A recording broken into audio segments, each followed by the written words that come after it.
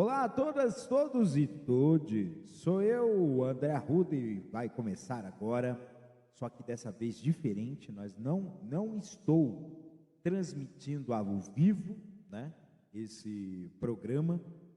Esse programa vai ser gravado, porque no adiantado da hora eu cheguei aqui por volta de 1h da manhã, né?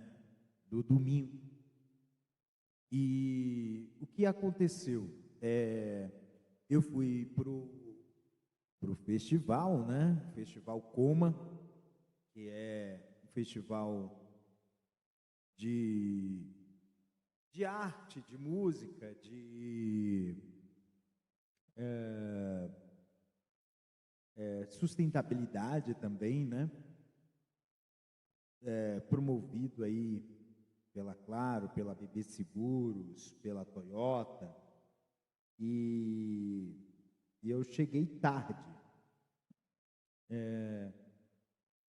Eu cheguei muito tarde, né, desse evento, né, e muito por conta dos problemas de organização de trânsito, né, que aconteceram no Distrito Federal. A região onde fica o evento tinha vários eventos ocorrendo ao mesmo tempo. Na região central tinha um festival da Caixa, perto dali tinha na praia festival, né? Então tinha muita coisa ali e a organização do trânsito foi muito ruim para quem precisava fazer uso de carro de aplicativo, né? Não teve como, né? Então, assim, nenhum problema em relação ao que aconteceu dentro do festival. Dentro do festival, artistas novos em ascensão de qualidade.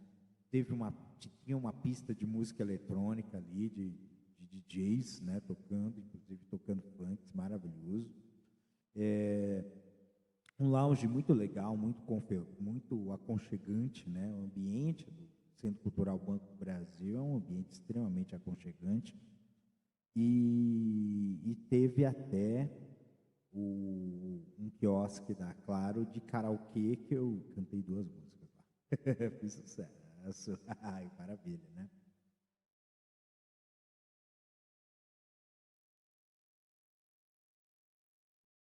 E foi muito bom demais, né? E aí foi um negócio bem legal, né? Dentro do evento foi bom, né?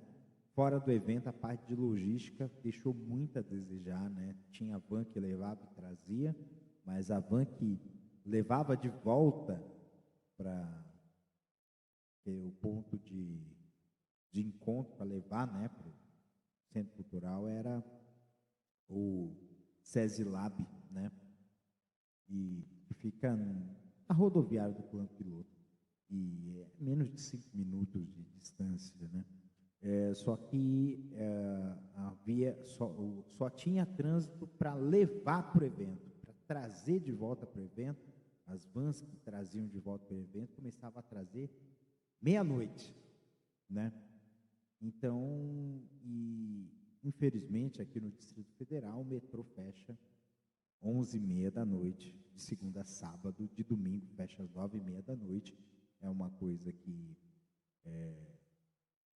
dentro de uma cidade que se projeta moderna é inconcebível, né? É inconcebível uma coisa dessa. Mas assim, o show tem que continuar, não vai ser ao vivo, né, o episódio Castor FM 8, mas será gravado e vou retransmitir o episódio da mesma forma como aconteceu semana passada, que deu problema no áudio. Eu retransmiti o episódio no dia seguinte, tá? Então, vamos lá, vamos começar o episódio de hoje, né? Mais um Castor FM. Sejam todos muito bem-vindos e vamos começar.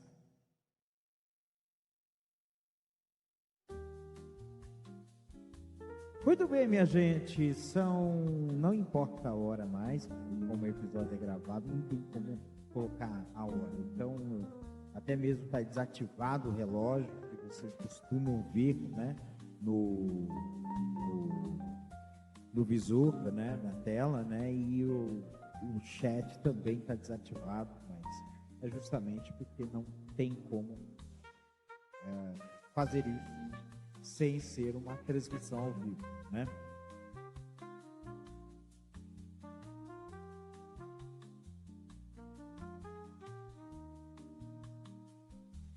E já que estamos falando de exceções, a gente tem que falar também da questão dos imprevistos. Nem sempre as coisas que a gente faz são coisas que estão dentro do nosso planejado, né?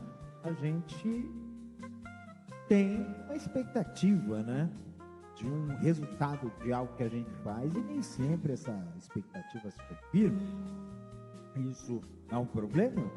Não chega a ser um problema, porque às vezes são coisas que não estão no nosso controle, né? São coisas que estão fora do nosso controle. E isso, o que está fora do nosso controle, a gente tenta mitigar os impactos, né? Mas impedir que as coisas aconteçam, que está fora do nosso controle, não tem como.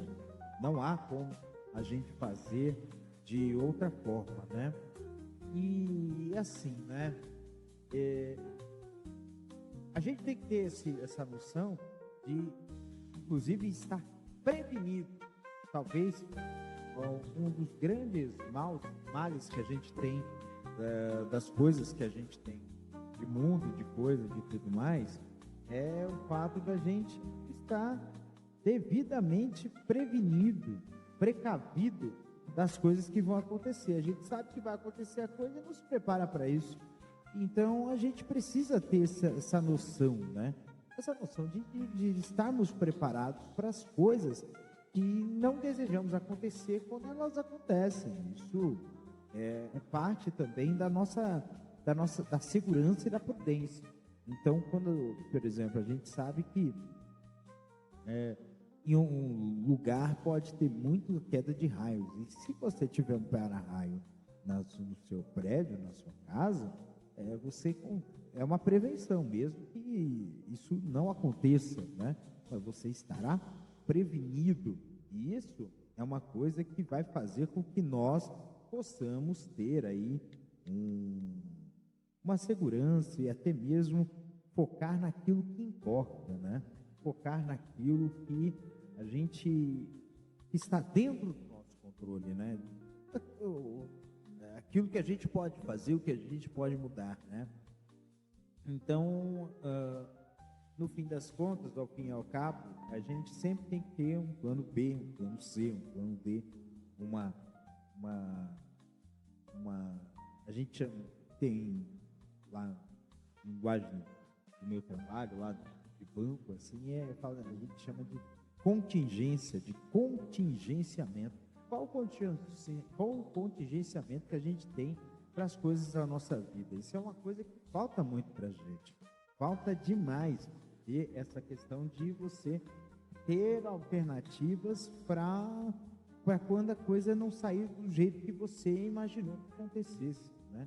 E, por exemplo, esse entendimento que eu estou tendo, inclusive, na semana passada, eu conversei com uma pessoa, né, que viu minha apresentação, meu programa, gostou, né? Ele falou assim: olha, o problema é o horário, né? Porque 10 horas, 11 horas da noite é um horário que geralmente as pessoas estão ou fazendo outras coisas, ou procurando, ou estão longe do computador, né? Ou estão num evento, estão numa balada, ou estão em algum lugar que não vão estar te acompanhando, não vão te acompanhar. E aí está o ponto que pode fazer com que você... e aí você pode fazer mais cedo, né? Eu me programei para ser mais cedo, mas aí eu recebi aí 2 convites, né, para prestigiar esse evento, o Coma, e Eu já tinha ido no ano passado, um evento muito bom, né? E no fim das contas, tirando essa questão do traslado, que foi bastante desagradável, principalmente para voltar para casa, a experiência foi muito boa. Ainda tenho um ingresso ainda para ir hoje, eu faço, né? A ideia é essa.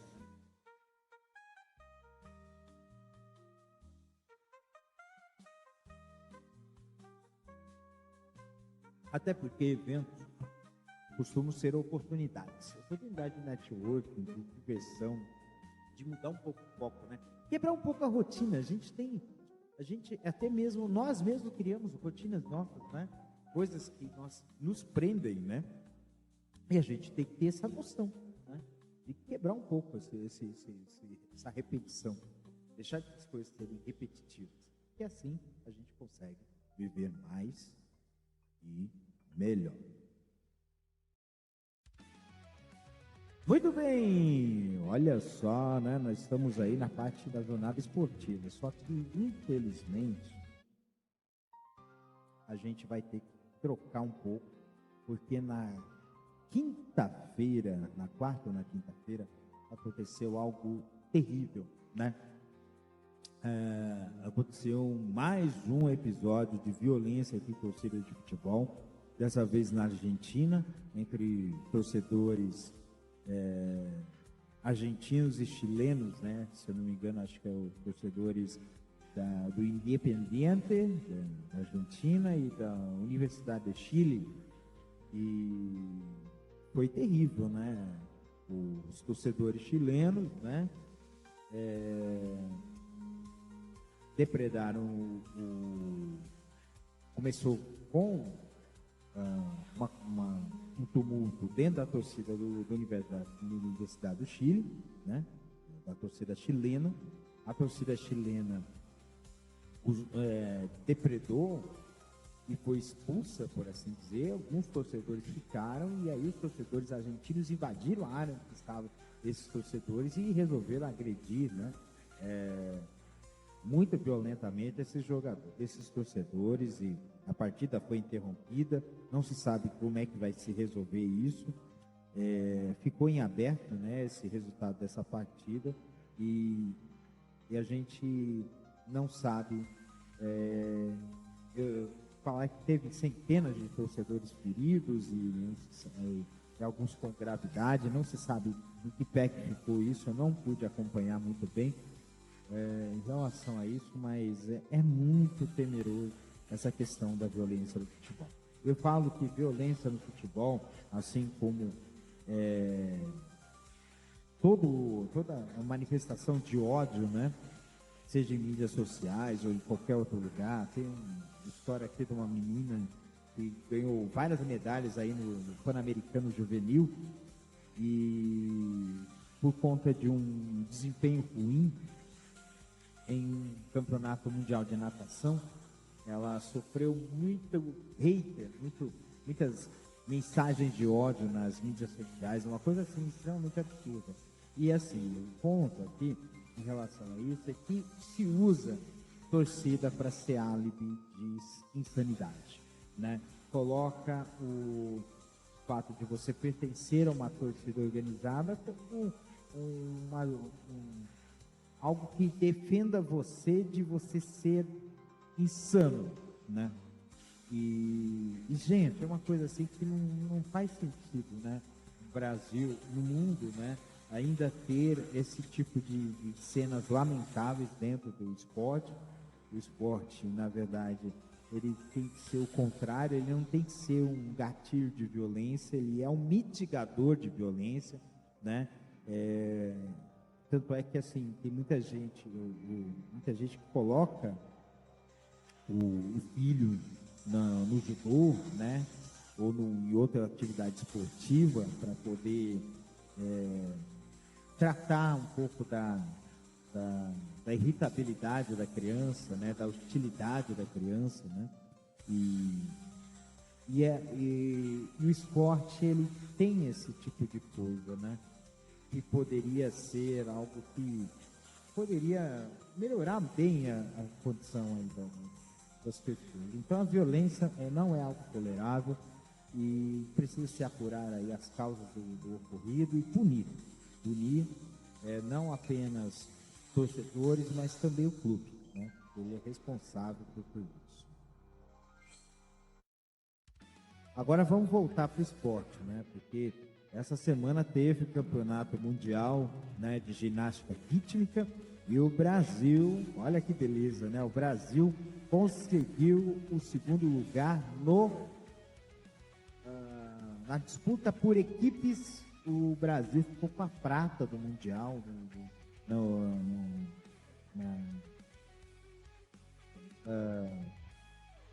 na etapa que foi aqui foi no Brasil mesmo, foi a primeira vez que teve a etapa, né, do Circuito Mundial de Ginástica Rítmica, e foi no Rio de Janeiro, né? Na Arena Carioca 2, né? Quer dizer, na Arena Carioca, né? Que foi palco, né, dos Jogos Olímpicos, né?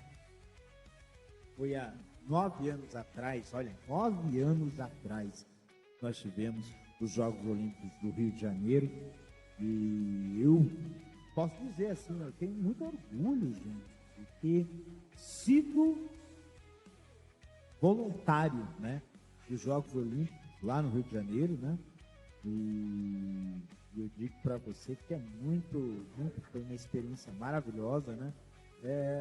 Gente, imagine só, né? Você fazer um intercâmbio cultural internacional sem sair do seu próprio país. É algo que, assim, é surreal e interessante, né? E isso, tanto não só na questão do por equipes, mas também no individual, né? Conseguimos chegar se eu não me engano, uma das atletas brasileiras, né? Eu não peguei o nome dela, mas ela terminou em 10º lugar, melhor colocação de uma ginasta rítmica brasileira no individual em campeonatos mundiais da categoria. Isso mostra, né, o quanto que o Brasil, né, tem um potencial enorme esportivo, né, que poderia ser usado a favor, inclusive, para incentivar os jovens a estudar mais e mais, né. E assim, não é só isso não, o Brasil tem um futuro bastante promissor. O Brasil está amassando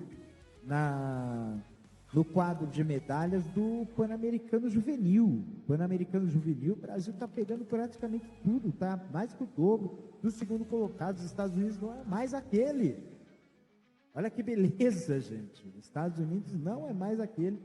E o Brasil está numa posição, né, de muita vanguarda na juventude esportiva, jovens fazendo esportes, né?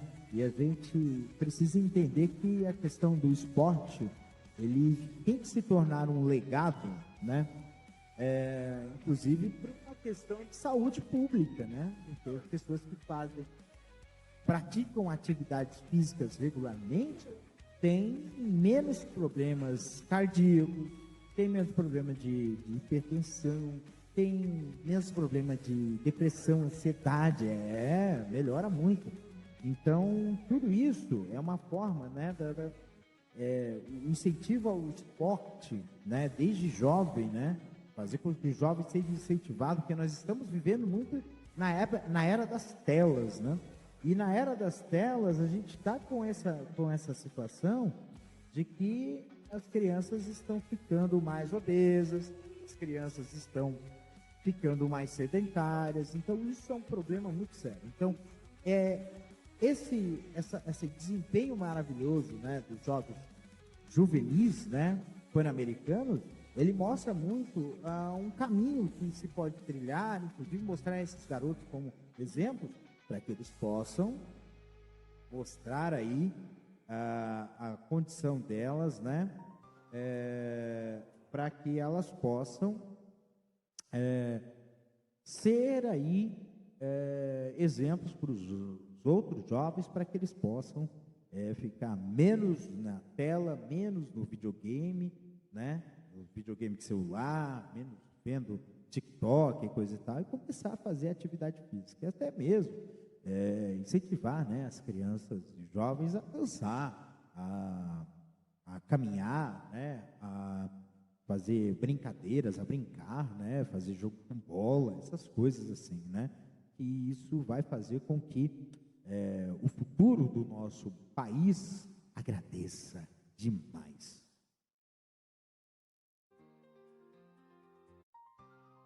Muito bem, minha gente. Olha só, nós vamos para o noticiário. Cara, noticiário é muita coisa, né? Começa pela operação da Polícia Federal, um toque, toque, toque, na casa, nem na casa, não foi nem na casa, né? Do pastor Silas Malafaia.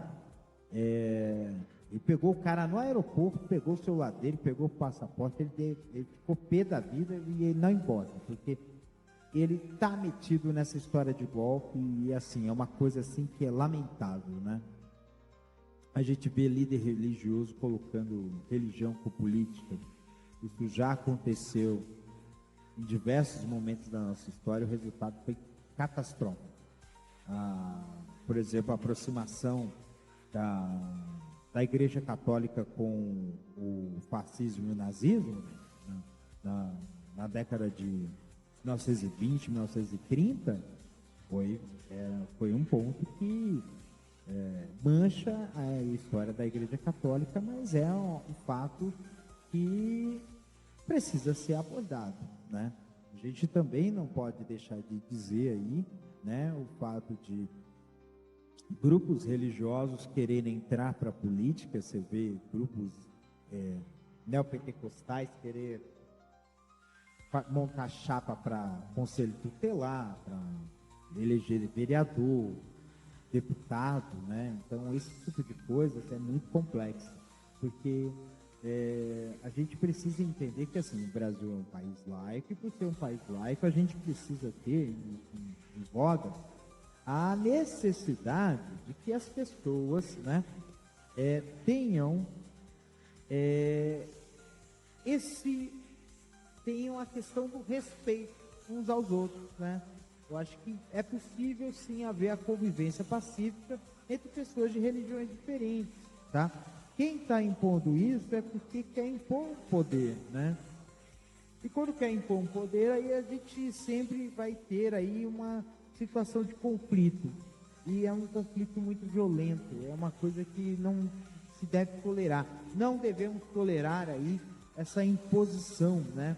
Uma imposição conservadora, né? Mas essa imposição conservadora realmente impor padrões, impor regras para poder impor poder às outras pessoas. E nem sempre esse poder é em causa correta, em causa própria. É que nem aconteceu aí, porque teve operação da Polícia Federal em relação aos atrasos que a tentativa, a obstrução de justiça, né, que o Bolsonaro fez, né? Bolsonaro, filho do Bolsonaro, né? Todo mundo fez aí.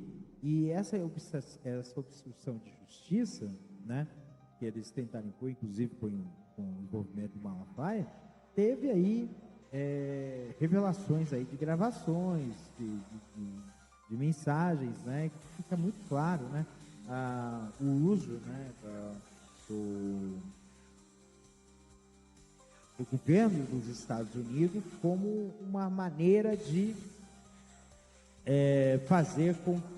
de impor uma chantagem, uma ameaça ao nosso país para que os interesses deles sejam satisfeitos. Esse ponto não é interesse da democracia brasileira.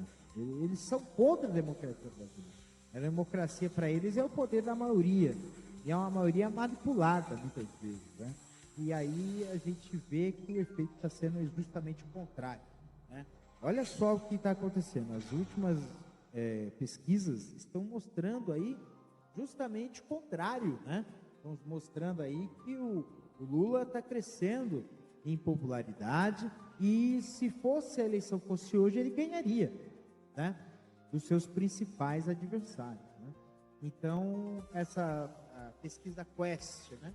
Essa pesquisa, ela mostra uma coisa que é muito importante, de que essa pauta que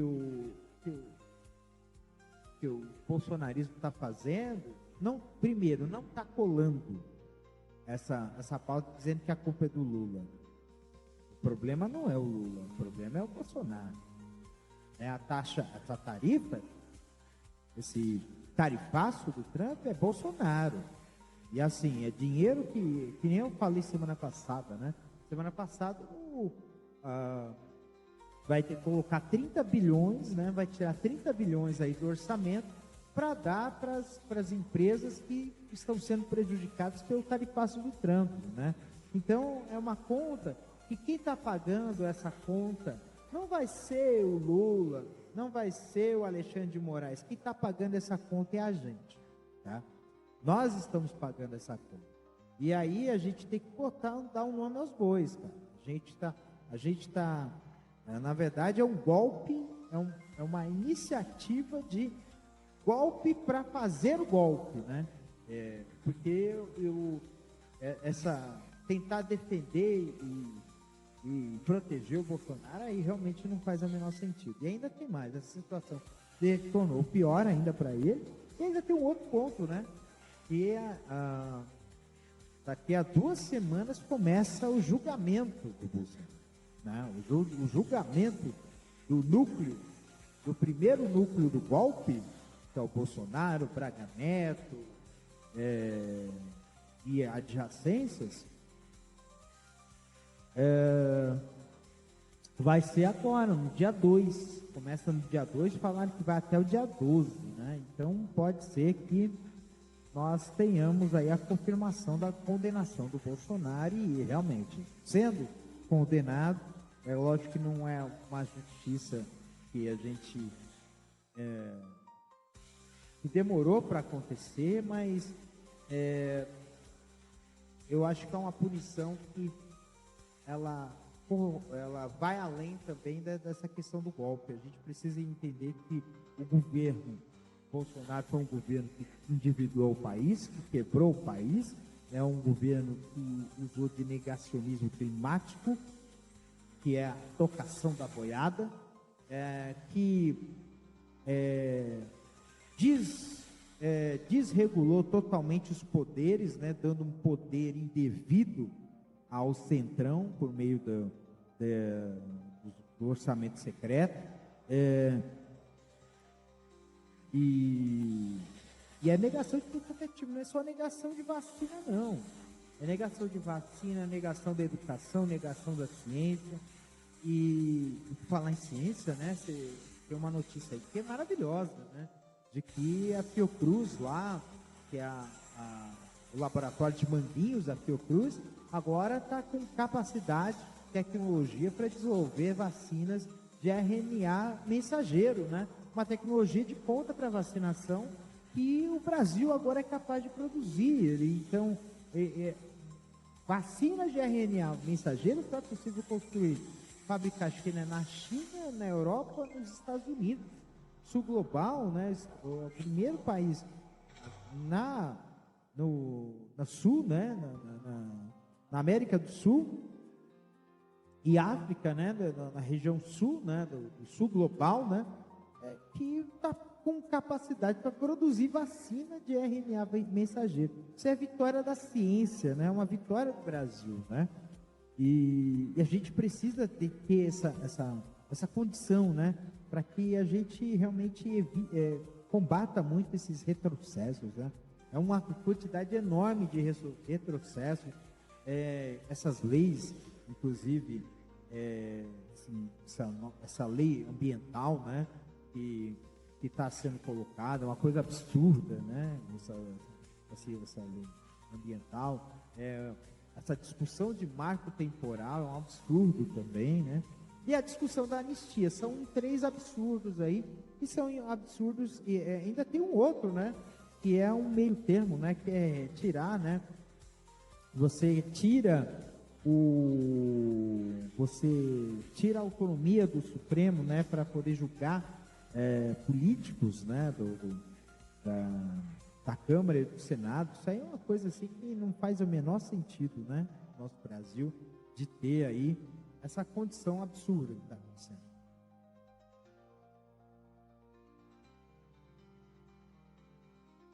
O nosso Brasil precisa de uma justiça que seja mais justa, né?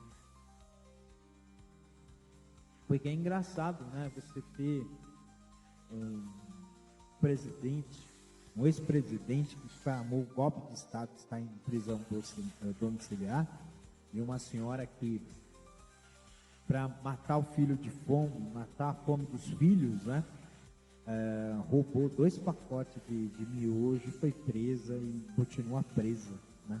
Então, assim, são coisas assim que mostram muito uma realidade brasileira que precisa ser mudada radicalmente.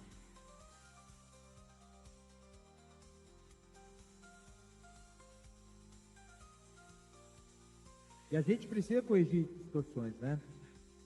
Inclusive, né, a gente precisa também de pessoas que estejam no ramo do empresário, que tenham uma consciência de que um país mais justo, socialmente mais justo, é um país que se torna muito mais rentável, se você for ver. Porque você faz com que as pessoas tenham uma capacidade de consumo maior, e por ter uma capacidade melhor de consumo, vai impulsionar a economia, não pode deixar estrangular, né? Então, tanto é que teve um empresário que, nossa, coitada da Leda Nagli lá, né? Ficou no chão, porque esperava-se, né, um empresário que tivesse um pensamento totalmente direitista, bolsonarista, e não, muito pelo contrário.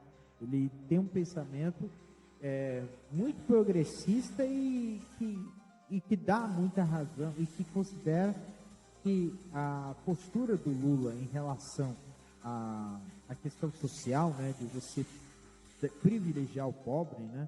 Tanto é que tem um vídeo aí circulando lá que fizeram um corte ali mal feito para ele jogar uma pecha de racista no Lula, mas tem uma coisa que assim, ele falou uma frase do Joãozinho 30 que faz muito sentido, né? Que pobre, que quem gosta de miséria é intelectual. Rico, pobre, gosta de coisa do bom e do melhor.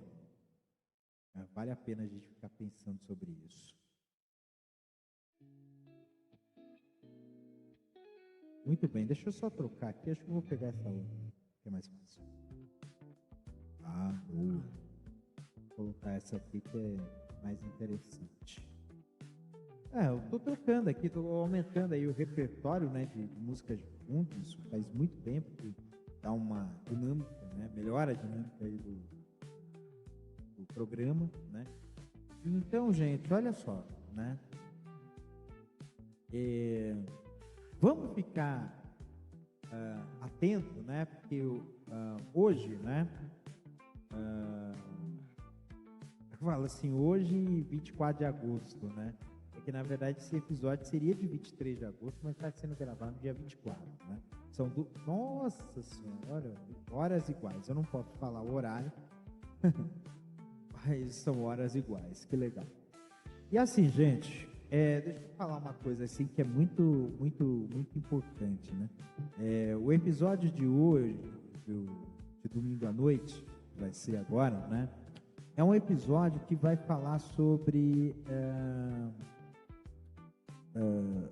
ele fala sobre o tempo verbal chamado futuro do pretérito, né? E ele fala muito aqui, eu vou abordar nesse episódio uma coisa que é um ponto que é muito crucial, que é a questão do arrependimento.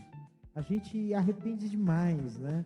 A gente sofre por antecipação do fato de a gente ter feito algo e depois a gente ficar pensando que se a gente tivesse feito algo diferente, as coisas seriam melhores, né? E as coisas foram assim porque foram assim, né? Parece meio piegas, né? Mas a gente não pode ficar renegando as nossas ações, as nossas atitudes, porque por achar que aquilo foi errado, que a gente errou, que a gente poderia ter feito de outra forma. A gente tem que ter essa noção de que a gente precisa ser gratos por aquilo que a gente faz e a gente precisa sim ter aí uma noção de aprendizado. A gente precisa ser sempre aprendiz, porque é essa questão de aprendizado que vai fazer com que a gente consiga fazer com que nós possamos ser melhores, né? Nós mesmos, né? Então a gente precisa ter essa noção, né? De sermos gratos, de sermos aprendizes, porque é isso que vai fazer com que nós possamos ser melhores em nossas vidas. Então, gente, não percam, né? O episódio que vai ser agora, né? No dia 24 de agosto, de domingo à noite. Eu ainda não gravei, eu vou gravar, mas a redação já está prontinha. Então, só botar aí o gravador para rodar que nós vamos ter aí um episódio novinho em folha para vocês. É isso aí, minha gente.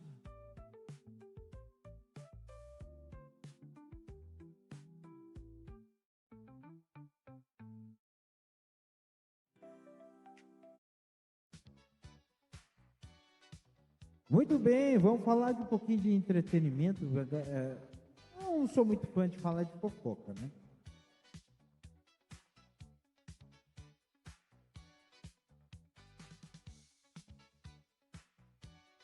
Mas apareceu uma notícia de um artista que eu gosto muito, né?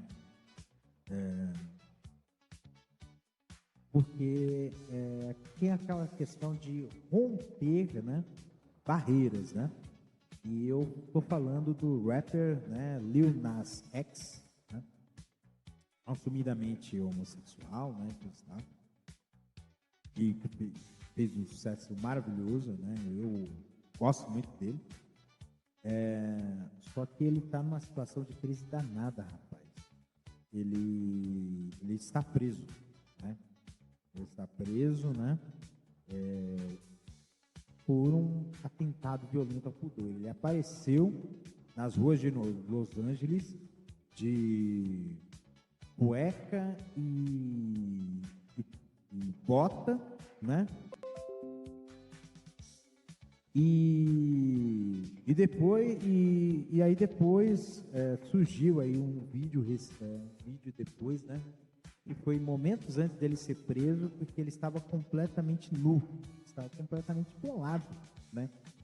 No meio da rua, né? Cantando uma música e assim. Eu sempre lembro que a gente precisa preparar muito a cabeça das pessoas, principalmente quando elas atingem o estrelato, né? A gente tem por exemplo, artistas muito jovens que a gente fala de síndrome de Peter Pan, né?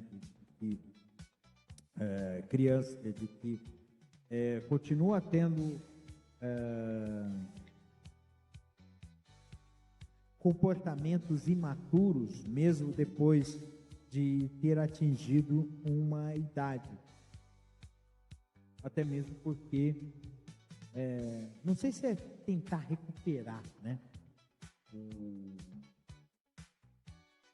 A situação, recuperar o tempo perdido, porque quando você é muito jovem, você acaba se tornando artista, alguma coisa assim, acaba tendo um contato com coisas adultas de forma muito precoce, né? E aí, nesse caso, depois que cresce, quer voltar para trás, umas coisas meio estranhas, assim. Mas que realmente precisa ter um preparo, né? Esses jovens, né? Mas não é só a questão da síndrome de Peter Pan. Muitas vezes essa questão ela aparece quando você ganha uma notoriedade, fica famoso, alguma coisa assim, de maneira muito repentina, e isso faz com que você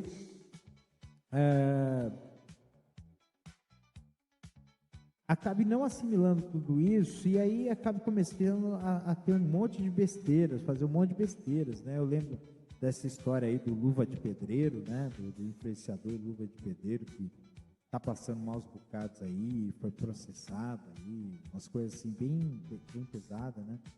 O caso mesmo do Lil Nas X, né? Que realmente não estava preparado, mas eu lembro também de como que a situação possa levar para condições muito trágicas. É a história do Avicii, né? Do DJ Avicii, né?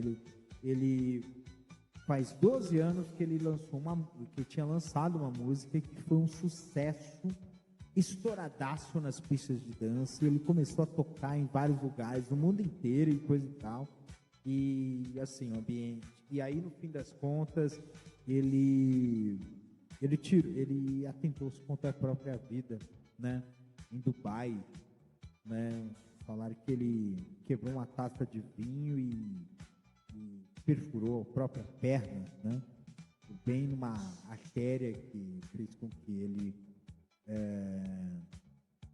nos deixasse jovem, muito jovem, né? E essa condição e muitas vezes acontece porque realmente a gente precisa blindar um pouco a nossa cabeça, né?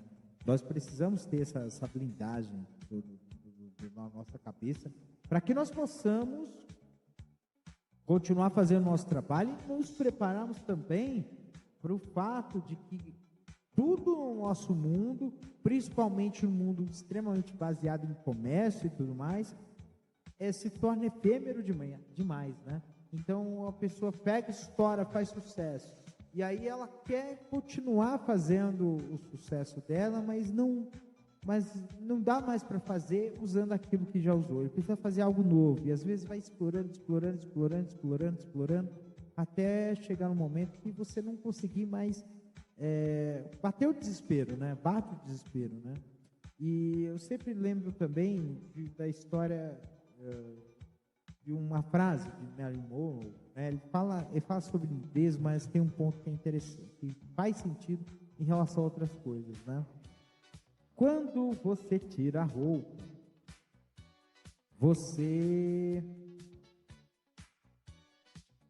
assim que você tira a roupa, você não tem mais nada para mostrar.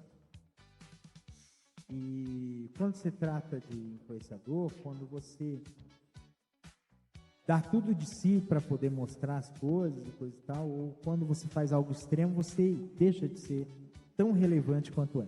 E isso faz com que a pessoa, né, ela é igual mais ou menos como entorpecente, a pessoa se vicia na notoriedade. E quando isso acontece, ela vai sentir uma situação de abstinência, de um sofrimento, de uma angústia, de uma ansiedade, de uma depressão.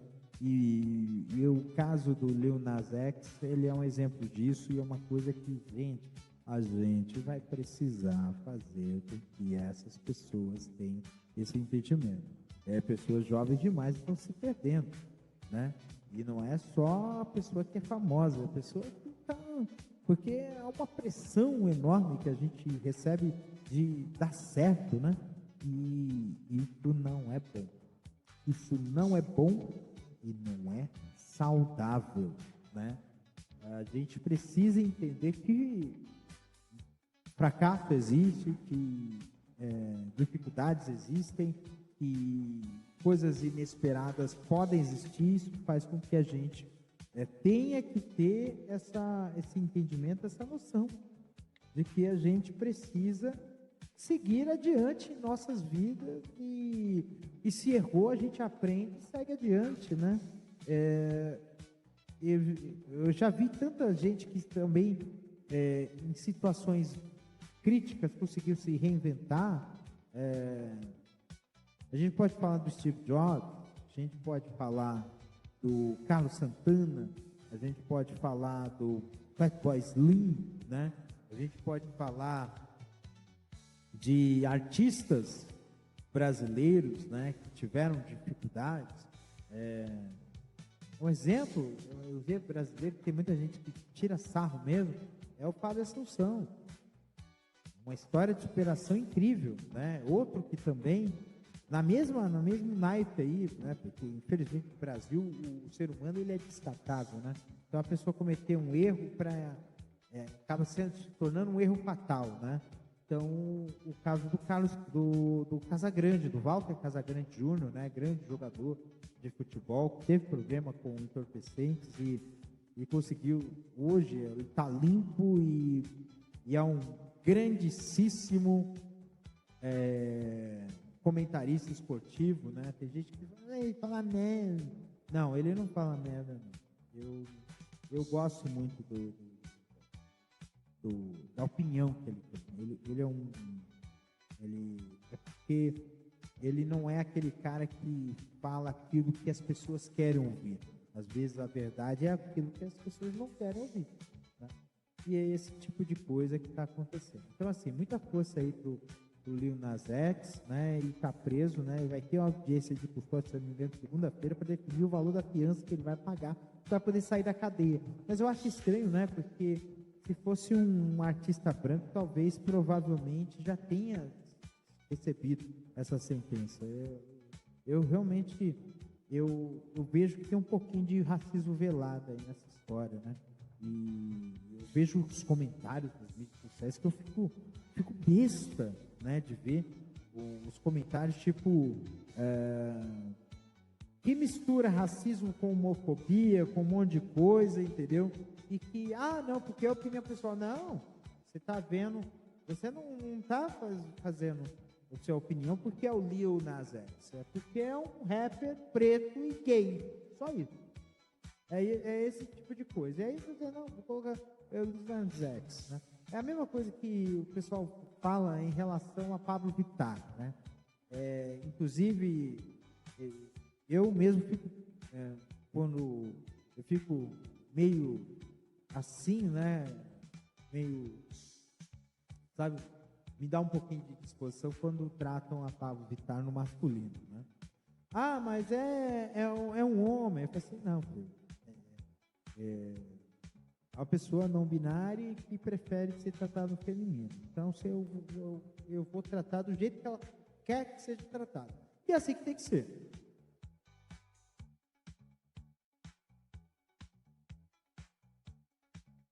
É esse o princípio, né?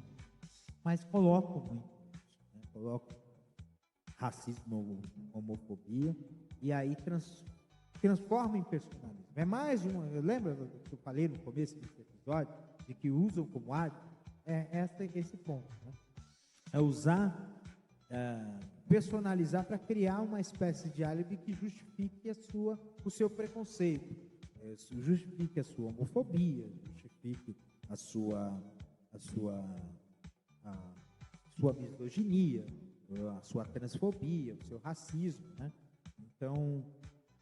Então coloca esse ponto.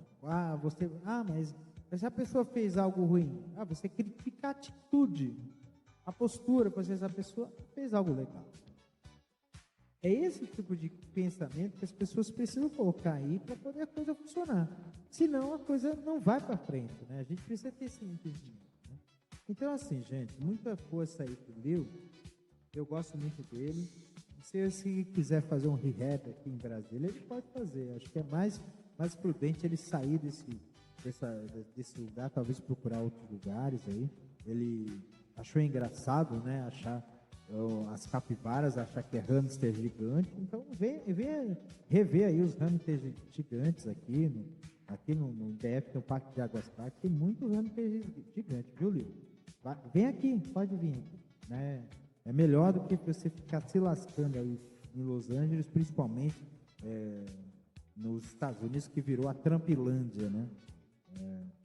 E é muito perigoso. Eu lembro que quando você coloca aí, quando você tem pessoas assim que, quando a extrema-direita sobe ao poder, realmente todo mundo fica mais com medo, né? O medo começa a aflorar em cima de grupos identitários, né? o pânico e o medo. E às vezes pode ser um ponto que pode estar acontecendo com ele também. Então às vezes ele tem que sair daquela região e ir para um lugar mais democrático. Pode chegar no México, que a dona Cortez lá, que é a presidenta lá do México, está trabalhando bem. Pode ir lá no Chile, lá, que tem o outro menino também que é de esquerda. Ou pode vir aqui para o Brasil. O Brasil te ama. O Brasil te ama. Pode vir aqui que eu acho que você vai ser muito bem tratado aqui no Brasil. Como já foi aí outra vez, né? Quando veio aqui no Lollapalooza, foi amado para nascer. Então acho que pode ser uma oportunidade de você se sair dessa situação. Muitas vezes é o ambiente que está lá. O ambiente de showbiz realmente é um pouco complexo. Então tem que tomar cuidado com isso, tá? Acho que é isso, gente. Vamos ficar aí atento em relação a essas coisas, para que as coisas vão para frente.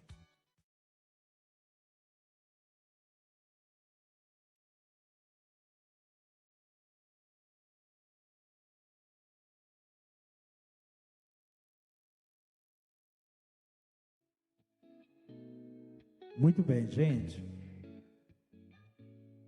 Realmente o episódio ficou um pouquinho longo, ou não, um pouquinho curto, sei lá. Gente, já está bem adiantado da hora, né? E eu tô aqui porque para mim é um dever participar, fazer as coisas. Eu acho que, inclusive para mim, que tem todas as coisas que eu tenho, né? Tem um sentido que eu acho muito importante. Você, dependendo da sua condição de vida, você tem que se sentir desafiado o tempo todo. E assim, não é desafiado de você se sentir em risco, mas desafiado de tipo assim, olha, tem coisas que você é capaz de fazer, só que você está com medo de fazer. E isso é um ponto que é muito importante para a gente. Tá? Porque se a gente ter essa noção de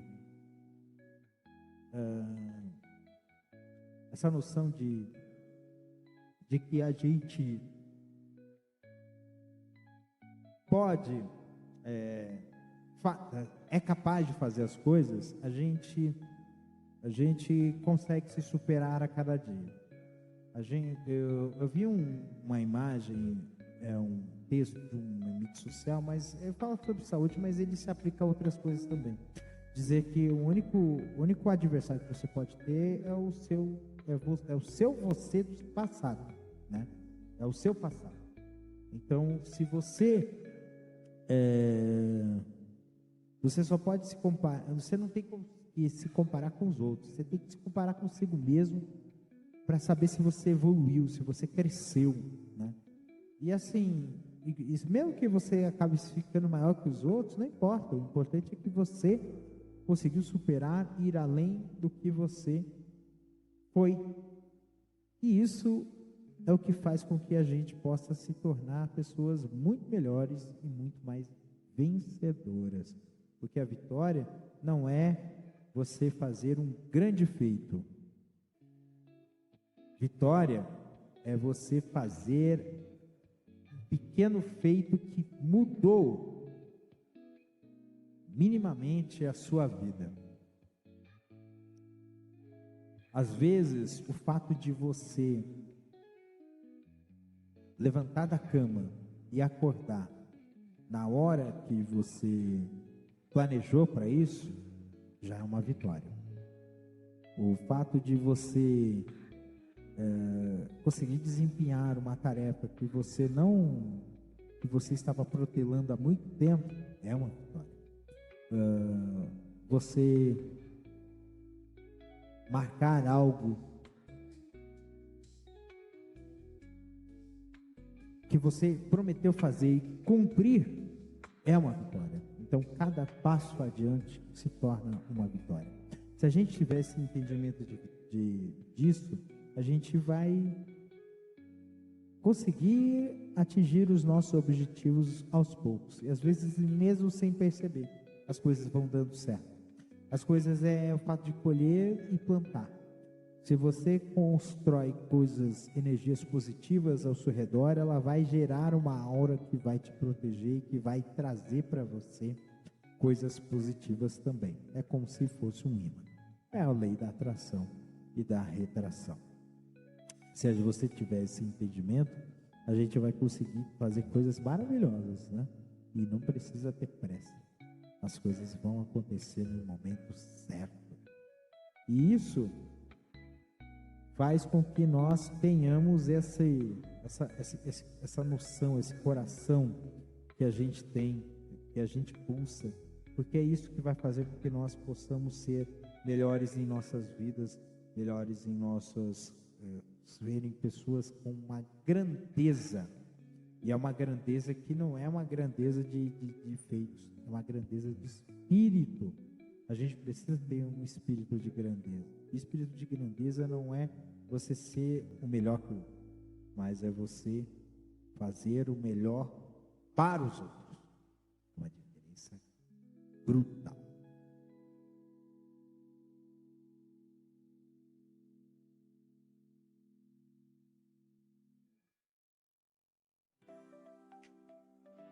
Muito bem, minha gente, chegamos ao final de mais um Castor FM. Dessa vez, diferentemente de outros episódios, de outros programas,